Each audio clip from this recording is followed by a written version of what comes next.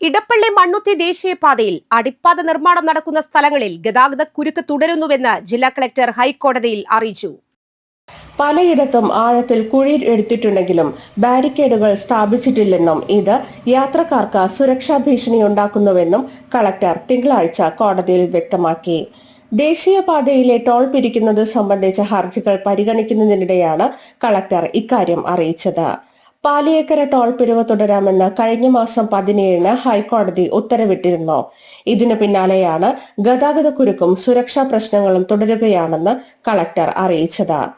Toll പിരിക്കാൻ അനുമതി നൽകിയ ഉത്തരവ് തുടരുമെന്ന് കോടതി വ്യക്തമാക്കി. അതിനിടെ നിർമ്മാണ പ്രവർത്തനങ്ങൾ നടക്കുന്ന സാഹചര്യത്തിൽ ദേശീയപാതയിലെ ടോൾ പിരിവ് ഇടപ്പള്ളി മുതൽ അങ്കമാലി വരെയാക്കി ചുരുക്കണമെന്നാവശ്യപ്പെട്ട് ഹൈക്കോടതിയിൽ ഹർജിയെത്തി.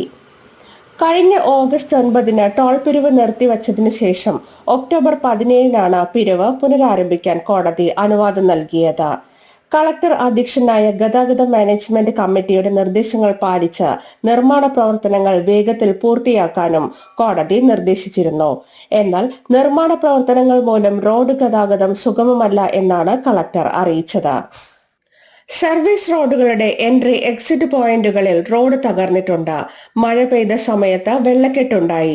പലയിടത്തും ഗതാഗതക്കുരുക്ക് തുടരുന്നു എന്നും കളക്ടർ അറിയിച്ചു. തുടർന്ന് ഗതാഗത മാനേജ്മെന്റ് കമ്മിറ്റിയുടെ നിർദ്ദേശങ്ങൾ സമയാസമയം പാലിക്കാനും 2 ആഴ്ചയ്ക്കകം റിപ്പോർട്ട് നൽകാനും ഡിവിഷൻ ബെഞ്ച് നിർദ്ദേശം നൽകി. കോൺഗ്രസ് നേതാവ് ഷാജി കോടങ്കണ്ടത്താണ് ഗതാഗതക്കുരുക്ക് തുടരുന്ന സാഹചര്യത്തിൽ ടോൾ പിരിവ് അങ്കമാലി ഇടപ്പള്ളി മേഖലയിൽ മാത്രമായി ചുരുക്കണമെന്നാവശ്യപ്പെട്ട് ഹൈക്കോടതിയെ സമീപിച്ചത്. ദേശീയപാത നിർമ്മാണം സംബന്ധിച്ച നിലവിൽ ഹൈക്കോടതിയുടെ പരിഗണനയിലുള്ള കേസിലെ ഹർജിക്കാരിലൊരാൾ കൂടിയാണ് ഷാജി കോടങ്കണ്ടത്ത്.